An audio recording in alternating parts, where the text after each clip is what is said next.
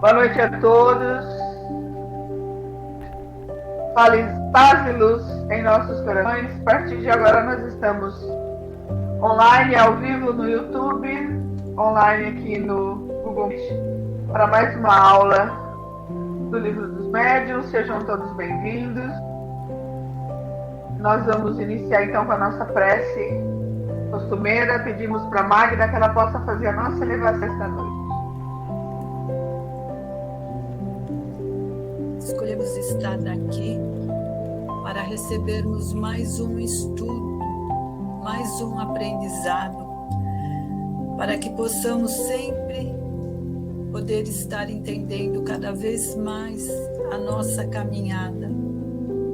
E assim, envolvidos em muito amor, cumprimentamos toda a espiritualidade e todos aqueles que, como nós, podem estar aqui também para estudar. Cumprimentamos nosso mentor, nosso anjo de guarda, amigo e companheiro. Cumprimentamos ao mentor deste curso e caminhamos ao Mestre Jesus, ao Mestre que é o farol do nosso caminhar, que traz todos esses ensinamentos para nós, para que possamos sempre nos tornarmos pessoas melhores, estar sempre exemplificando todos os seus ensinamentos. Muita gratidão, Mestre, muita gratidão. Chegamos ao Pai Todo-Poderoso, ao Pai de misericórdia, que tudo nos dá, que permite ser o que somos e ter o que temos, mas que nos dá o nosso bem maior, que é a nossa vida, a nossa oportunidade de estudar e de aprender. Pai, e assim nós te louvamos com a prece que Jesus nos ensinou. Pai nosso que estais no céu, santificado seja o vosso nome. Venha a nós do vosso reino, seja feita a vossa vontade, assim na terra como no céu. O pão nosso de cada dia nos dai hoje. Perdoa as nossas dívidas, assim como nós perdoamos os nossos devedores. E não nos deixe cair em tentação, mas livra-nos de todo o mal, que assim seja, graças a Deus e graças a Jesus. Obrigado, Pai. Que assim seja. Vamos iniciar só com alguns lembretes corriqueiros, né? Lembrando a todos que a gente vai procurar sempre deixar ligado o microfone apenas de quem estiver falando, né? Para a gente evitar a microfonia, que, lembrando, nós estamos ao vivo no YouTube. Apesar desta aula ser gravada, depois ela é disponibilizada no YouTube para quem quiser assistir, né? Nós estamos também ao vivo, então há um problema de microfonia. Se alguém quiser se manifestar, tem o recurso da mãozinha, né? Eu vou ver aqui, daí eu dou a palavra para a pessoa. Quando eu der a palavra para a pessoa, eu desligo automaticamente o meu microfone também, ok? Outra coisa, não é obrigatório ficarmos câmera aberta. Existe a liberdade de a pessoa ficar com a câmera desligada, não tem problema nenhum, tá? A única coisa que a gente pede é a participação, né? Porque muitas vezes a nossa dúvida, a nossa fala é a fala de muitas pessoas, né? E aqui a participação é fundamental, ok? Vamos lá? Então nós paramos, estamos na segunda parte do livro, no capítulo 6, né? Vamos iniciar o item das manifestações visuais. Nós estávamos na parte das manifestações físicas, né? Agora nós vamos começar a parte das manifestações visuais. Noções sobre as aparições, um ensaio teórico sobre as aparições. Vamos falar um pouco sobre espíritos glóbulos e a teoria da alucinação. porque existia tanto nessa época como até hoje uma teoria de que as visões dos médiuns são alucinações, não são visões propriamente ditas, tá? Vamos lá? Edna, você começa a ler, porque na realidade a pergunta, o item 100 é uma pergunta e ela é feita ao espírito Erasto novamente, ela tem uma resposta longa, então nós vamos lendo as respostas de acordo com as perguntas, tá? Você começa a leitura e lê até a resposta 3, ok? Pode ser assim? Por favor. Então, de todas as manifestações espíritas, as mais interessantes são, sem dúvida, aquelas em que os espíritos se tornam visíveis. Veremos pela explicação desse fenômeno, que ele não é mais sobrenatural do que qualquer outro. Primeiramente, apresentamos as respostas que foram dadas a esse respeito pelos espíritos. Então, a primeira pergunta é: os espíritos podem se tornar visíveis? Sim, principalmente durante o sono, porém, algumas pessoas os veem quando acordadas, porém, é mais raro. Enquanto o corpo repousa, o espírito se liberta dos laços materiais. Por estar mais livre, pode ver mais facilmente os outros espíritos com os quais entra em comunicação. O sonho é apenas a lembrança desse estado. Quando não nos lembramos de nada, costuma-se dizer que não sonhamos. Mas a alma não deixou de ver e de usufruir sua liberdade. Ocupamo-nos aqui, mais especialmente, das aparições quando acordados. Então, o que eles, a respeito disso, quando a gente não se lembra, em geral é porque não é para haver nenhuma manifestação agora. Às vezes não é necessário pelo que a gente está vivendo. É só, diz respeito só à nossa vida quando a gente está lá no sono, né? Na realidade, essa nota, né, só lembrando, quando você lê a nota, é importante frisar que é a Kardec falando, esclarecendo a gente, tá? Sim. A segunda: os espíritos que se manifestam pela visão pertencem a uma classe diferenciada? Não. Podem pertencer a qualquer classe, das mais elevadas às mais inferiores. Depende, aí a questão da sintonia, né? A gente faz contato com quem a gente tem sintonia, né? É possível a qualquer espírito se fazer ver? Todos podem, mas nem sempre têm permissão ou vontade. Muito bem. Magda, continua para mim, lê mais 3, por favor. Leio sim. 4. Qual o objetivo dos espíritos que se tornam visíveis? Depende, conforme sua natureza. O fim pode ser bom ou mau. 5. Como pode ser dada a permissão desde que o objetivo é mau?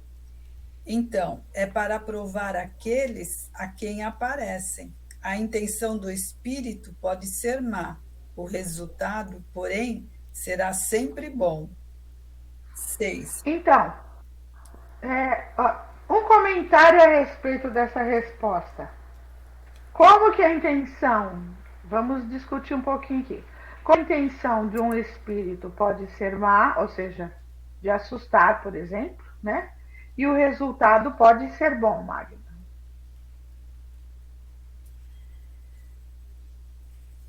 Eu entendo que seja conforme o nosso pensamento, conforme nós estamos intencionados, conforme nós estamos. Por exemplo, eu vou repetir a pergunta, vou de uma maneira diferente, acho que eu não me expliquei bem. O espírito tem uma intenção de assustar uma pessoa, então a intenção é má. Ela se faz visível para essa pessoa. Mas como que esse resultado dessa atitude de maldade, de assustar, pode ser boa. Como ela pode causar uma coisa boa? Que é isso que o Espírito rendeu. A intenção pode ser má, mas o resultado pode ser bom. Pode ser bom. Né? Como lhes pode ser permitido se manifestar quando para um mau fim? Neste caso é para experimentar a quem eles aparecem. Pode ser má a intenção do espírito e bom o resultado. Vamos pensar. O resultado pode ser bom na medida a fraternidade. A dona Edna levantou a mão. Fala, Edna. Eu acho que de acordo com como você recebe, né? Você pode até se assustar, mas quando a gente está evangelizado, que é o nosso caso, a gente precisa ter misericórdia para com ele. E quando a gente trata ele bem, ele se sente acolhido e, de repente, aquilo que parecia ser uma coisa má se transforma numa coisa boa, porque você tocou o coração dele. Também, uma boa solução. Tânia, fale aí. Muito bem. Tânia, pode falar. Tá dando para me ouvir, não? Sim, muito bem. Eu pensei pelo seguinte, o fato dele aparecer, até para uma pessoa que não acredita, né, pode ser uma forma de provar a existência do espiritismo que a gente aprende todo dia. Também. Também. Olha, já temos 2 resultados positivos, tá vendo? Uma maneira de conscientização, né? Uma maneira de provar para a pessoa que ele está certo, que é a existência da espiritualidade. Leia mais uma, Magda, para nós. Uma não, acho que é 2, né? Mais uma, por favor. 6ª. Qual pode ser o objetivo dos espíritos que têm intenções mas quando se tornam visíveis? Amedrontar e, por vezes, vingar-se. Qual dos espíritos que vêm com boas intenções? Consolar as pessoas que os lamentam, provar que existe e estão junto a vós, dar conselhos e, às vezes, reclamar assistência para si mesmos. Vocês não estão rezando para mim. Tem pedido orações. Normalmente é para consolar aqueles que estão tristes. Lu, pode ler a 7ª para nós, por favor? Claro, posso sim. Boa noite. Boa noite. É a 8ª, né, Mari? A 7. Qual o objetivo dos espíritos que aparecem com boa intenção? Não, é a seguinte. Talvez a sua seja 8ª. No meu tá a 8ª, por isso que eu falei. A minha 8ª. Vamos lá. Que inconveniente haveria em ser permanente e geral a possibilidade de ver os espíritos? Não seria essa uma forma de tirar a dúvida aos mais incrédulos? Bom, estando o homem constantemente cercado de espíritos, o fato de vê-los sem cessar o perturbaria, constrangendo-os nas suas atividades. Ele tiraria a iniciativa na maioria dos casos, enquanto que, julgando-se só, pode agir com mais liberdade. Quanto aos incrédulos, dispõem de muitos meios para se convencerem, caso queiram aproveitá-los, e se não estiverem cegos pelo orgulho. Sabes de pessoas que viram e nem por isso acreditam, pois dizem que se trata de ilusões. Não te inquietes por essa gente, deixe que Deus se encarrega. Aí Kardec traz uma explicação. Haveria tanto inconveniente de estarmos sempre na presença dos espíritos, como em vermos o ar que nos cerca, ou as miríades de animais microscópicos que pululam ao nosso redor, do que deveríamos concluir que o que Deus faz é bem feito, e que ele sabe melhor do que nós o que nos convém. Realmente. Nós somos muito potentes mesmo, né? Vocês imaginam se nós víssemos o ar e tudo que está nele? Ia ter gente que ia querer parar de respirar, né? Porque nós não respiramos o ar puro, o ar absoluto, né? O oxigênio absoluto. Nós respiramos o ar, poeira, as bactérias, microscópio, tudo, os vírus, entendeu? Nós íamos ficar malucos. Agora, você imagina que, além disso, a gente está andando e vendo os espíritos por toda parte. A gente ia enlouquecer, não é? Então, se está assim é porque é bem feito. Então, um pouco que a gente vê, tem muita gente que se perturba muito no pouco que são vistos. Né? Então, o motivo de vê-los para acreditar neles, acreditar na sua existência, é muito banal, porque temos muitos de nós que nunca vimos, mas acreditamos na existência dos espíritos, da vida após a morte, de que esse plano astral existe, e já tivemos prova desse sem nunca ter visto, apenas por senti-los, não é? Muito de nós.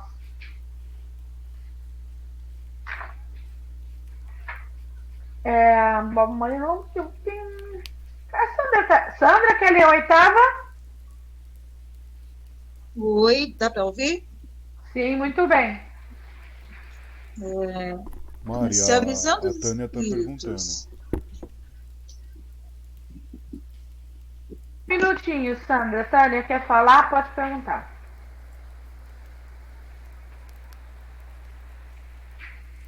Tânia? Você está com a mão levantada? Se você não vai perguntar, então clica para desligar a mãozinha que está. Ah, tá. Então vamos lá. Obrigada. Sandra, você vai perguntar, uma vez que é inconveniente em vermos os espíritos, porque em certos casos isso é permitido, tá? Ok. Se a visão dos espíritos é inconveniente, por que é permitido em certos casos? É para dar uma prova de que não morre tudo com o corpo e que a alma conserva a sua individualidade depois da morte. Essa visão passageira basta para dar essa prova e atestar a presença de vossos amigos perto de vós, mas não tem os inconvenientes da permanência. É aquilo que eu falei, nem tinha lido essa pergunta, é o que eu falei anteriormente, né? Ver de vez em quando tá tudo bem, não é inconveniente de ver o tempo inteiro, né? Val, quer ler ou tá sem o livro? Estou sem o livro e ainda não estou conseguindo ler. Tá bom, amor, tá bom, obrigada. Júlio, lê a nona para nós, por favor.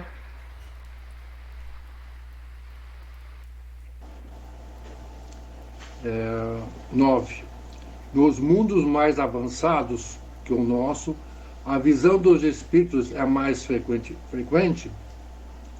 Quanto mais o homem se aproxima da natureza espiritual, mais facilmente entra em relação com os espíritos.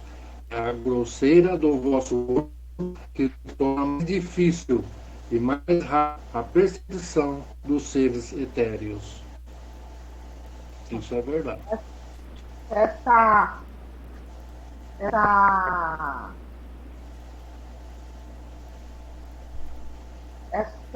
capacidade se dilata à medida da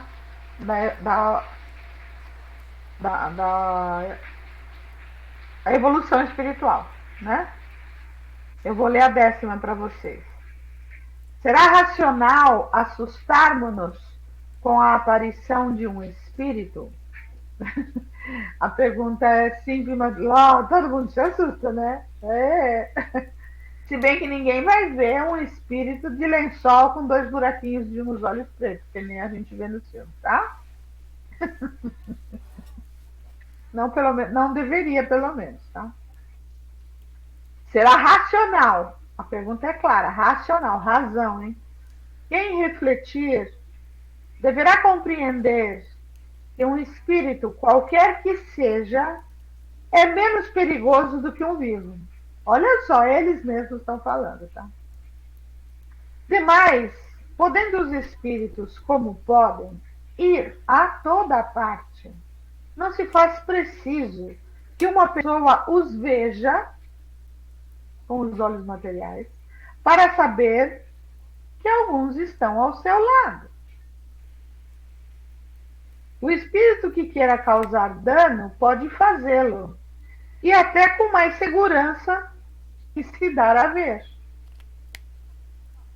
Ele não é perigoso pelo fato de ser espírito, mas sim pela influência que pode exercer sobre o homem, desviando-o do bem e impelindo-o ao mal. Olha que resposta simples, né? A nota de Kardec. As pessoas que, quando se acham na solidão, na obscuridade, na escuridão, né, na penumbra, se enchem de medo, raramente se percebem da causa dos seus pavores. Não seriam capazes de dizer do que é que tem medo. Muito mais devem temer o encontro com homens do que com espíritos. Porquanto um malfeitor é bem mais perigoso quando vivo do que depois de morto. Uma senhora do nosso conhecimento teve uma noite em seu quarto uma aparição tão bem caracterizada que ela julgou estar na presença, que ela julgou estar em sua presença uma pessoa. E a sua primeira sensação foi de terror. Certificada de que não havia pessoa alguma, disse: "Ah, parece que é espírito, posso dormir tranquila." Entenderam? O espírito não pode fazer o mal a nós mais do que um ser vivo, tá? É lógico, eu volto a frisar aquilo que a gente sempre fala, né? O desconhecido, o que nós não sabemos, o que nós não compreendemos, é o que nos assusta, né? Por que a criança tem medo de dormir no quarto sozinha e acha que tem o bicho-papão embaixo da cama? Vamos falar ludicamente. Não estou fazendo análise psicológica porque eu não sou psicóloga, nem terapeuta infantil. A criança tem medo do bicho embaixo da cama porque é o medo de ficar sozinha, o medo da escuridão, entendeu? Se você descer com a criança da cama, acender a luz, mostrar para ela que não tem nada embaixo da cama e deixar um abajurzinho na penumbra no quarto, ela não tem nada embaixo da cama, ali tem o nada. Ah, mas está escuro lá embaixo. Então, o escuro é o nada. Não tem nada. Entenderam? Então, o conhecimento, a explicação da situação ajuda a diminuir o terror. Então, quando a gente não conhece, a gente se assusta. Por isso que buscar conhecimento, buscar o entendimento é tão importante. Edna, pode ler a 11, se alguém não tiver perguntas. 11. Quem vê um espírito pode manter uma conversação com ele? Perfeitamente, né? É o que se deve fazer nesse caso, perguntando ao espírito quem ele é, né? E o que ele deseja e o que se pode fazer por ele. Se o espírito é infeliz e sofredor, a compaixão o alivia. Se é um espírito benevolente, pode vir na intenção de dar bons conselhos. Assim, a gente tem... Isso é um ato de misericórdia que a gente faz quando a gente recebe ele dessa maneira que ele está descrevendo. Também lembrar que a gente vê muitas, desde sempre a gente vê, só que a gente não sabe o que é. Às vezes a gente entra no metrô, entra no ônibus e a gente vê vários, mas a gente não se dá conta, né? Tem o filme do Divaldo, por exemplo, que ele via uma moça sentada dentro do bonde, né? Quando ele pegava o bonde, e ele ficava vendo a moça olhando para ele, sorrindo, e de repente não tinha ninguém lá. Uma pessoa sentou no lugar onde ela aparecia. Mas aí ele teve a noção de que ele estava vendo um espírito, né? Ele já estava mais ou menos enfronhado nessa questão. Mas a gente vê e a gente não se dá conta. Muitas e muitas vezes. Porque a gente se assusta, porque a gente tem a crença, porque a gente foi criado assim, né? Se você não for no cemitério, como minha avó falava, eu venho puxar o seu pé quando você estiver dormindo. E a gente fica com medo de assombração. A gente é direcionado e ensinado que o espírito é um fantasma que vem com um lençol branco fazer bu, né, para te assustar. E não tem nada, não é nada disso. Então, que a gente tenha, a gente precisa se autocontrolar, não é sair, mesmo que ele queira fazer o mal, falar coisa errada, né?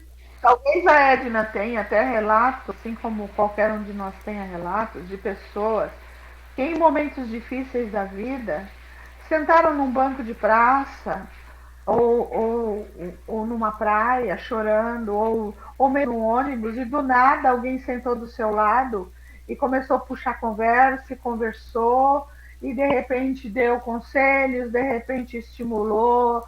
Olha, a vida é assim mesmo, eu também passei por isso, você vai conseguir superar, você vai conseguir passar por isso.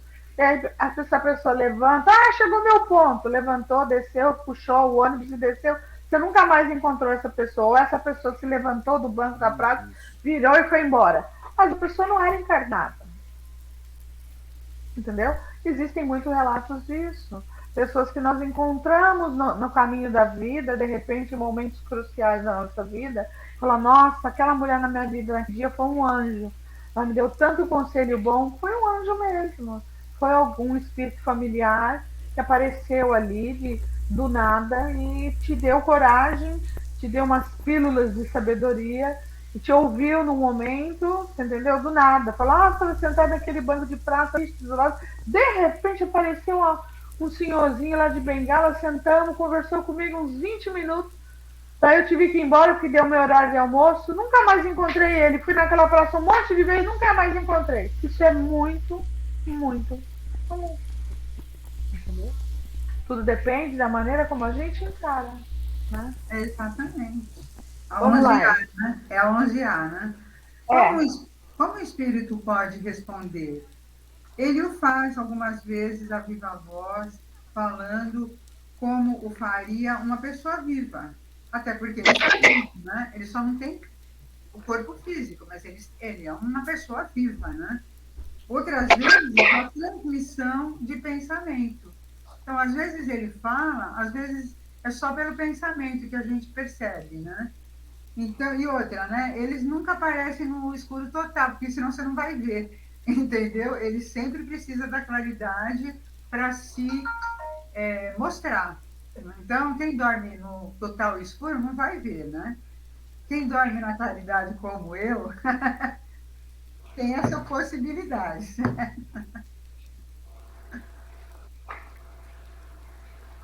Você quer ler a 12?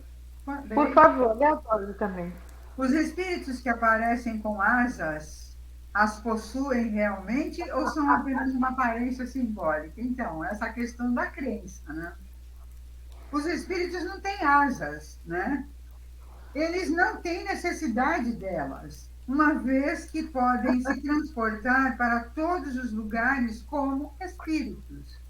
Eles aparecem de acordo com a forma que impressiona a pessoa. Uns aparecerão com roupas comuns, outros vestidos de amontoados de panos, alguns com asas, como atributo da categoria de espíritos que representam. Então, assim, nessa questão de anjo que tem asa, né, essas coisas, isso são alegorias, né? A gente sabe que o espírito não vai aparecer com asa, mas pode acontecer, de acordo com o que você acredita. De repente, ele vai aparecer, né? Assim, para você não se assustar. Falar, nossa, ele é um ser divino, né? E aí eu não vou me assustar. Exatamente. Aparece como Nossa Senhora, Sim, sim, vestido com roupas de Nossa Senhora. Aparece como um general romano. Aparece exatamente. de todo jeito. Aparece como pessoa comum. Aparece vestido de hindu, turbante, essas coisas. Sim, Tudo. Entendeu? É de acordo com o que aquilo vai nos impressionar ou vai trazer credibilidade, né? exatamente. Vamos lá. Quem é agora? Débora, você quer ler, Débora? Tudo bem? Lê a 13 e a 14. Lê a 14 para nós. E aqui, então? Veio sim. 13. As pessoas que veem em sonho são sempre as que aparecem ser pelo seu aspecto? Quase sempre são mesmo as que os vossos espíritos buscam, ou que vêm ao encontro deles. 14. Não poderiam os espíritos zombeteiros tomar as aparências das pessoas que não são caras para induzir em erro? Somente Que não são caras. Oi? Você falou que não são caras. É que não são não caras. são caras, desculpa. Pessoas queridas, né? Para Sim. nos enganar, né? Isso. Somente para se divertirem à vossa custa, tomam eles aparências fantásticas. Há coisas, porém, com que não lhes é lícito brincar. É aquilo que você falou, né? Eles aparecem conforme, né, a nossa crença ou os nossos medos. Às vezes a gente tem medo de alguma coisa, eles para brincar, se divertir, porque existem muitos, né? Zombeteiros, principalmente quando a gente tem muito medo, né? Então, vamos dar um susto, aí aparece daquele jeito. Ou, né, como antes você falou, ou como um anjo para acalentar, para nos dar mais. Relativamente à pergunta, por exemplo, vamos supor, um espírito zombeteiro não vai tomar a forma da minha mãe para brincar comigo. Isso não é permitido, né? Mas ele pode, vamos supor, se eu gosto muito de dragão ou medo deles, ele pode aparecer para mim só em forma de dragão para me assustar. Pode. Eu vou ler a 15, tudo bem? Alguém alguma pergunta? Podemos seguindo? Vamos lá. Compreende-se que, sendo uma espécie de evocação, ou seja, de chamado, o pensamento faz com que se apresente o espírito em quem se pensa. Certo? É isso mesmo. Penso em alguém, é como se eu estivesse chamando. Como é, entretanto, que muitas vezes as pessoas em quem mais pensamos, que ardentemente desejamos tornar a ver, jamais se nos apresentam em sonho, ao passo que vemos outras que nos são indiferentes e nas quais nunca pensamos? A resposta é tão simples, né? É questão de merecimento, de oportunidade, de poder ver ou não, né? Os espíritos nem sempre podem manifestar-se visivelmente, mesmo em sonho e apesar do desejo que você tenha de vê-lo.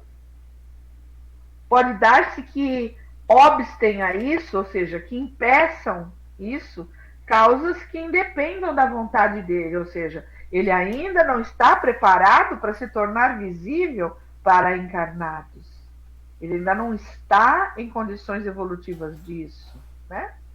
Frequentemente é também uma prova de que não consegue triunfar mais ardente desejo.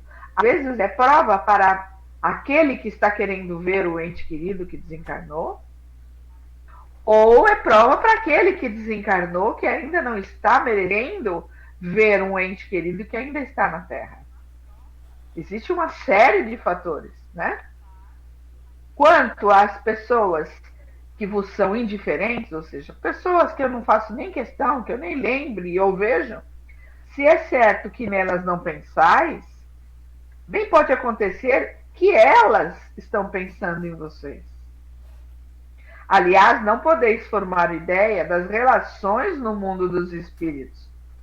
Isso é interessante. Lá tendes uma multidão de conhecimentos íntimos, antigos, recentes, de que não suspeitais quando despertos. Na realidade, a gente se lembra dos espíritos desta encarnação de agora. Mas nós temos amigos, conhecidos e entes amados de outras encarnações que ainda estão lá ou que já vieram e voltaram, que a gente não tem essa recordação que nós estamos encarnados. Então esses podem pensar na gente e é com eles que nós sonhamos e para nós são indiferentes. Não conheço a pessoa, nem lembro dela. Né? Ou sonhei com a pessoa, eu sei que eu era amiga dela, mas eu não lembro dela, nem lembro de onde eu conheci. Lembrança de vida passada. Né? A nota de Kardec. Quando nenhum meio tenhamos de verificar a realidade das visões ou das aparições, podemos, sem dúvida, lançá-las à conta de alucinação. Quando, porém, os sucessos as confirmam, ninguém tem o direito de atribuí-las à imaginação. Tais, por exemplo, as aparições que temos em sonho ou em estado de vigília, acordados, de pessoas em quem absolutamente não pensávamos e que, produzindo-as no momento em que morrem, vêm, por meio de sinais diversos, revelar as circunstâncias totalmente ignoradas em que faleceram. Tem-se visto cavalos empinarem e recusarem caminhar para frente por motivo de aparições que assustam os cavaleiros que os montam. Embora se admita que a imaginação desempenhe aí algum papel, quando o fato se passa com os homens, ninguém certamente negará que ela nada tem a ver com o caso, quando este se dá com os animais. Acresce, se fosse exato que as imagens que vemos em sonho são sempre efeito das nossas preocupações quando acordados, não haveria como explicar que nunca sonhemos, conforme se verifica frequentemente com aquilo que mais estamos. Então, as visualizações acordados ou em vigília sempre têm correlação de alguma coisa conosco. Essas imagens que vêm, principalmente na hora que a pessoa morre, ela vai até o local de uma pessoa querida e se faz visível, né? Eu tenho um relato disso, né? Não é meu, é do filho meu, que agora, ele se diz agora agnóstico. Na época eu não sei o que ele era o meu filho mais novo, Pedro. Hoje ele está com 35 anos. Ele tinha o quê? Nem sei quanto tempo, mais de 10 anos, já tem mais de 10 anos isso. Estávamos em casa, eu num quarto dormindo, num outro quarto a minha sogra idosa com 85, 86 anos dormindo, e ele no quarto dele dormindo. Meu marido em São Paulo com o irmão agonizando para desencarnar de câncer.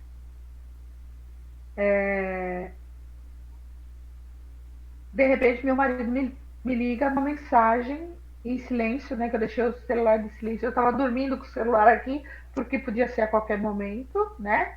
Meu marido me tecla e disse que ele falou, o Joãozinho acabou de fazer a passagem dele, né? Se você puder, depois se espera clarear o dia, avisa minha mãe que eu vou descer para buscar vocês pro velório. Eu falei, eu posso avisar agora? Ele falou, olha, se você quiser avisar agora, avisa agora. Mas para ela você pode esperar, era melhor esperar amanhecer o dia, né? Acho que era mais ou menos meia-noite da manhã. Aí eu levantei, porque eu me emocionei, fiz uma prece, eu abri o evangelho, fiz uma prece para ele e tal. Levantei e vim caminhando pelo corredor, a luz do corredor estava acesa. Daí a luz do quarto do Pedro estava acesa. Eu falei, oi Pedro, você está acordado? Ele falou, o seu tio João faleceu, né? Eu falei, faleceu, filho, foi agora, teu pai me avisou. Eu falei, eu vi. Ele passou aqui no corredor, falou, boa noite, Pedro, e entrou no quarto da avó. Eu falei, você viu? Eu falei, eu vi. Então, ele viu, meu cunhado viu se despedir da mãe. Entendeu? Né? Ele falou, eu vi o tio João todinho. Ele viu, parou no quarto porque eu estava acordado, ele me viu que eu estava acordado com a luz acesa, ele olhou para mim e falou, oi Pedro. Não falou mais nada, entrou no quarto da mãe e de manhã cedo, quando eu fui comunicá-la, ela falou: eu senti o abraço dele de madrugada. Então ela achou que estava sonhando, né? Ela achou que estava sonhando, mas ele veio se despedir dela. Então é esse estado aqui. As pessoas em quem, né? Na realidade, quando morrem, vêm se despedir. E ele viu ele perfeitamente, só que ele viu ele sem doente, não viu ele doente, viu ele bonzinho. Né? Quem lê a 16? Magda, quer ler a 16 para mim? Leio sim. 16 e 17, tá? Pronto, vai ler duas. 16. Por que certas visões são mais frequentes quando se está doente? Elas ocorrem igualmente quando estais com perfeita saúde, mas na doença os laços materiais se afrouxam. A fraqueza do corpo deixa mais liberdade ao espírito, que mais facilmente entra em comunicação com outros espíritos. 17. As aparições espontâneas parecem ser mais frequentes em certas regiões. Serão certos povos melhor dotados que outros para receber essas espécies de manifestações? Fazeis um relatório dessas aparições? As aparições, os ruídos, enfim, todas as manifestações são igualmente espalhadas na Terra, mas apresentam caracteres distintivos, segundo os povos em cujo meio ocorrem. Nuns, por exemplo, onde a escrita é pouco difundida, não há médiuns escreventes. Noutros, estes são abundantes. Aliás, mais frequentemente, há ruídos e movimentos do que comunicações inteligentes, porque estas são menos apreciadas e procuradas. Isso frisando-se bem na época da publicação do livro, tá? Por que as manifestações inteligentes eram menos procuradas? Porque os espetáculos eram mais procurados, né? Os ruídos, as pancadas, o levantamento das mesas, né? Eram mais procuradas do que uma carta psicografada, né? Uma comunicação inteligente. Mas o que ele fala aqui é que é tudo por igual. O que acontece é os médiuns disponíveis no momento. Ok? Lucineide, você lê a 18 para nós, por favor? Leio sim. Por que as aparições se verificam mais à noite? Pela mesma razão que vê as estrelas à noite e não em pleno dia.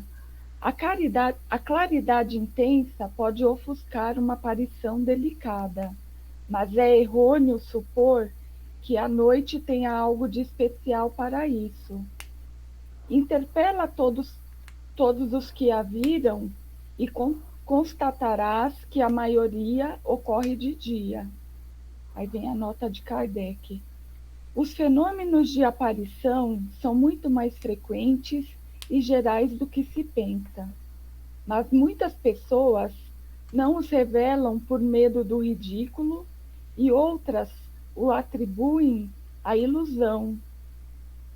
Se parecem mais abundantes em certos povos, é porque esses conservam mais cuidadosamente as tradições verdadeiras ou falsas, quase ampliadas pelo fascínio do maravilhoso. Aqui o aspecto das localidades se presta mais ou menos. A credulidade faz ver, então, efeitos sobrenaturais nos fenômenos mais vulgares, o silêncio da solidão, o escarpamento dos caminhos, o rumorejar das florestas, o estrépito das tempestades, o eco das montanhas, a forma fantástica das nuvens, as sombras, as miragens, tudo, enfim, se presta à ilusão das imaginações simples e ingênuas, que propagam de boa fé aquilo que viram ou que acreditam ter visto, mas ao lado da ficção, há o real, o que o estudo sério do espiritismo consegue livrar dos acessórios ridículos da superstição. Então, nós sempre vamos nos deparar com o maravilhoso, o espetacular, em função das mentes ingênuas e simples. Sempre vai ter. Por isso que você sempre é um círculo, sempre vai o estudo sério do espiritismo, o estudo sério, sempre, tudo tem que ser visto com muito cuidado, com um estudo aprofundado, e por isso que as obras, né, o Pentateuco que a gente fala, penta de 5, né? As 5 obras que o Kardec divulgou são tão importantes para a formação de quem quer conhecer a doutrina espírita, né? E ler, reler, estudar a cada evento que aconteça. Tudo bem, nós temos, por exemplo, dar um exemplo para vocês. A Aliança, quando nós estávamos mais dados à Aliança, ela tem uma série de livros indicados pela Aliança que norteiam os estudos básicos da Aliança, né? Mas a USE tem uma série de livros que norteiam os estudos da USE, mas nenhuma delas pode passar por cima da codificação. Acontece um evento, vamos falar, tem uma dúvida sobre tal assunto. Vamos olhar os livros da Aliança que norteiam esse estudo disso? Podemos, mas vamos olhar principalmente a codificação. Quantas vezes aconteça, quantas vezes forem necessárias. Tá? Porque a gente estuda, mas cada vez que a gente lê uma questão, que a gente reflete em cima dela, é de uma maneira diferente, clareia a nossa mente de uma maneira diferente. E é por isso que fala, sempre a nossa imaginação, o nosso sentimento, o nosso estado psíquico na época que a gente analisa determinado evento, influencia na interpretação daquele evento. Por isso que esse é um estudo racional, e por isso que tem que estar sempre com muita atenção. Tudo bem? Podemos seguir? Dá mais um pouquinho para aí, né? Não.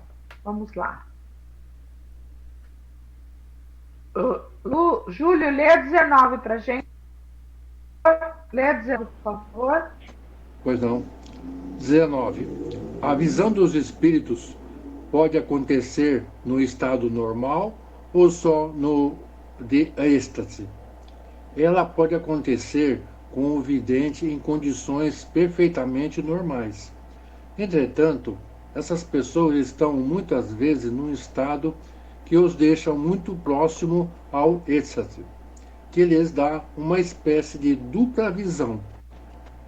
Livro dos Espíritos, questão 447. Então, se vocês olharem essa pergunta do Livro dos Espíritos, vai falar sobre o êxtase, né? Que é uma visão de transe.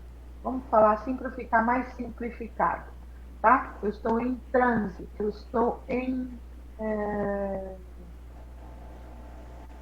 Como é que a gente usava em transe mediúnico? Mais ou menos. Eu estou concentrado em transe mediúnico, né? É isso que ele quer dizer. Mas tem pessoas com mediunidade que conseguem ver normalmente sem estar em transe mediúnico. Tá? Aí até esse final de semana eu encontrei meu filho, minha nora, os pais dela no shopping para almoçar, lá na praça de alimentação. Jesus de Nazaré, que tortura. Que tortura. Daí eu comentei, não sei se alguém falou alguma coisa, né? Não sei, entrou no assunto de espíritos ali. Eles não são espíritas, são católicos, os pais dela, e o meu filho disse que é agnóstico, né? E alguém falou um negócio, Dona Maria, pelo amor de Deus, vê se eu tô com algum espírito aí, se eu tô carregado, meu irmão dela, rindo, né? Porque ele fala brincando. Falei, Renato, vai te catar, senão eu vou te cobrar, hein? Você quer que eu te cobre? Eu vou te cobrar pra ver se você tá carregado. Vai tomar banho de sal grosso. Brinquei com ele, né? Mas internamente é um lugar terrível para se estar para quem tem mediunidade. Um ambiente lotado de gente, todo mundo falando ao mesmo tempo, e está lotado de gente, não só de gente encarnada, está lotado de gente, espíritos também. Né? Domingo para almoçar, vocês imaginem, 1h30 da tarde. Né? Eu falei, olha, gente, isso aqui tá cheio, eu não gosto de shopping. Ah, você não, eu não gosto de vir comer aqui, tá muito cheio, cheio de gente falando, cheio de gente conversando, esse barulheira. E, tá, mãe, o pedal tá bom, mãe, então tá cheio, ele tá cheio de gente encarnada e desencarnada. Aí meu filho perguntou pra mim, só você tem um botãozinho que liga e desliga? Eu falei, eu tenho um botãozinho que liga e desliga, né? Não é assim, Edna? Se eu quiser prestar atenção aqui, eu vou ver, e eu consigo ver mesmo sem estar em estado de transe mediúnico. Não é a Débora, não é a Edna, a gente vê sim. A gente não liga o botãozinho porque só a vibração de senti-los sem vê-los com a mente já é suficiente para nos desequilibrarmos. Eu almocei, aí saímos daqui, fomos lá para uma sorveteria mais para longe, falamos tchau. Eu tive uma ameaça de crise de pânico, tive que sair dali correndo. Eu falei, Ivan, eu preciso ir pro carro. Não, vamos pro carro, vamos indo então. Eu falei, mas temos que ir agora, tá? Você me segue? Ele olhou pra mim e falou, tá. Eu saí correndo, eu só olhava pra trás e ele andando atrás de mim com 2 olhos. Entendeu? Então, tem pessoas que estão como no livro aqui, ó. Há muito a miúde num estado próximo de êxtase, que é o transe mediúnico. Se concentra, dá as mãos, aí você fecha os olhos e vai ver com os olhos da mente. Mas tem muita mediunidade que você, se eu quiser, plim, ligo o botãozinho e eu vejo tudo. E não é agradável, né? Porque cada pessoa, mesmo encarnada, traz consigo o estado vibracional que ela tem. E a gente sente o estado vibracional. Agora, imagina um shopping, uma praça de alimentação, com 700, 500 pessoas sentadas ali comendo, cada uma tem seu estado vibracional, né? E a gente percebe o estado vibracional. Não é um lugar bom de estar. Aí você está ficando velha, né? Não pode mais sair de casa, tem que ficar lá quietinha. Eu prefiro falar assim, tem razão, eu prefiro ficar em casa mesmo, é mais sossegado. Não vou explicar tudo isso para as pessoas, compreende? Então tem os 2 jeitos, falei tudo isso só para explicar para vocês, tem os 2 jeitos de se enxergar. Concorda, Edna? Concorda, Débora? O Geraldo eu não sei, acho que não, né, Geraldo? É só sentir, né? Isso, o Geraldo fez um dedinho baixo ali, mas ele fez positivo, é só sentir. Tá? Quem leu agora há pouco? Quem leu 19 foi o Júlio, né? 20, quer ler a Edna? 20 e 21? Acho que dá para ler mais 2, né, gente? Nós começamos 9 e 5, dá para ler 2, tá? Vamos ler a 20 e a 21. Aqueles que veem os espíritos os enxergam com os olhos, eles acreditam sim, mas na realidade é a alma que vê. E a prova disso é que podem vê-los com os olhos fechados. Isso é o que eu falei, olhos da mente, né? Exatamente. Por exemplo, se eu quiser, eu vejo a aura. Eu não gosto de ficar me concentrando nisso. Não é bom. Não é bom porque a gente também quando está na preleção, por exemplo, eu fico muito concentrado ouvindo, eu vejo a aura da pessoa, mas é um negócio tão maravilhoso, mas nem sempre é maravilhoso. Às vezes é um negócio estranho, entendeu? Mas tudo bem, né? Como o espírito pode se tornar visível? O princípio é o mesmo de todas as manifestações e está ligado às propriedades do perispírito, que está sujeito a diversas modificações de acordo com a vontade do espírito. Que a gente sempre lembre que tudo o que nós fazemos é de acordo com as ordens do nosso espírito, né? Então, exatamente, o perispírito ele só obedece, entendeu? Exatamente. Então, lembram-se das aparições que estava vendo nas aulas anteriores? Precisa da doação de material do ectoplasma de um médium doador, ou seja, o fluido animalizado, mais o fluido cósmico universal, aí o espírito manipula e se torna visível. Da mesma maneira, tá? Exatamente. Da mesma maneira que ele fazia aparecer uma flor, um vaso, porta-joia, ele se faz visível, da mesma maneira, tá? Por isso que ele pode tornar-se visível até para quem não é médium. Exatamente. Tá? Para quem é médium é mais fácil, né? Porque a gente já tem o canal aberto. Eu posso ver com os olhos da mente, do meu espírito, que está aqui dentro da mente, tá? Agora, para quem não é médium também, não é? Se ele quiser se fazer visível, também. Tudo bem? Tudo bem? Então, a gente vai lendo, vocês estão percebendo que os medos são bobagem?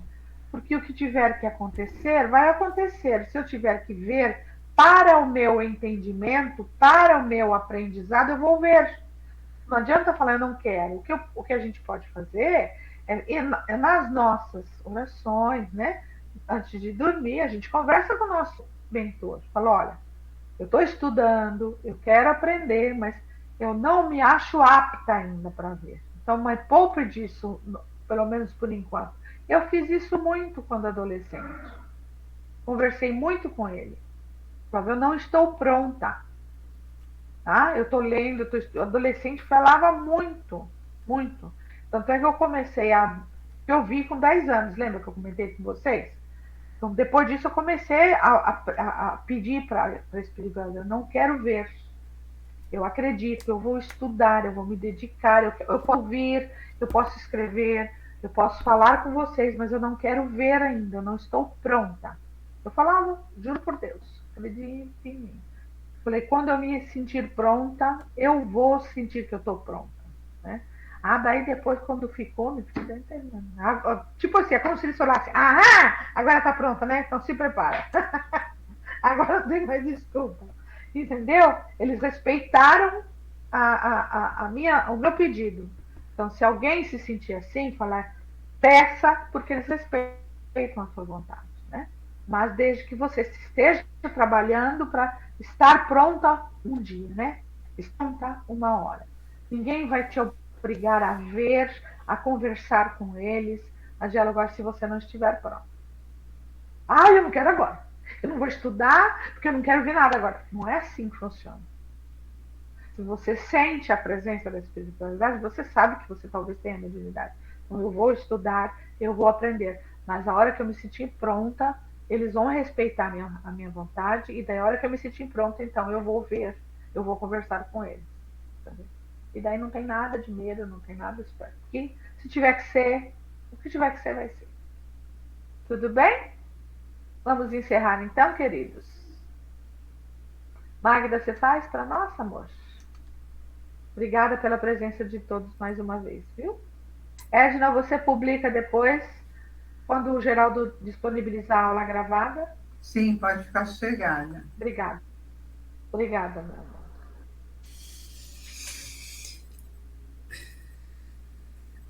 Agradecemos por todos esses ensinamentos que recebemos hoje.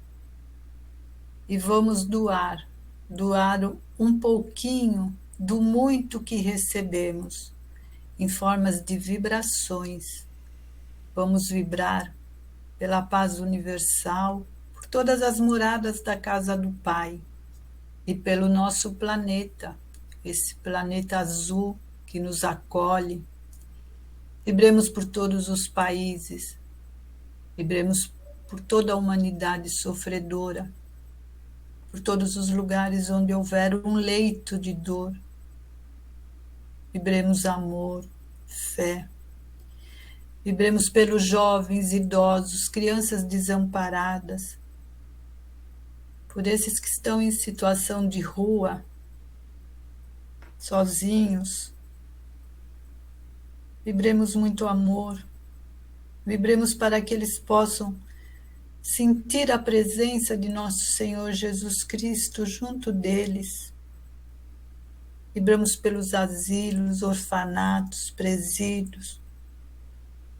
Vibremos por esses que tiraram suas vidas, que já foram acolhidos pelas legiões de Marias, pelos espíritos que estão em sofrimento no umbral. Vibremos por todos nossos amigos, por todos nossos familiares encarnados, desencarnados. Vibremos pelo nosso lar, para que Jesus adentre na nossa casa com sua luz de amor, de paz, de alegria, de harmonia. E vibremos por nós mesmos, como eternos aprendizes que somos, e que possamos estar juntos novamente na próxima semana. Que assim seja, graças a Deus e graças a Jesus. Obrigada, Pai. Que assim seja. Obrigada a todos, queridos pais e luz.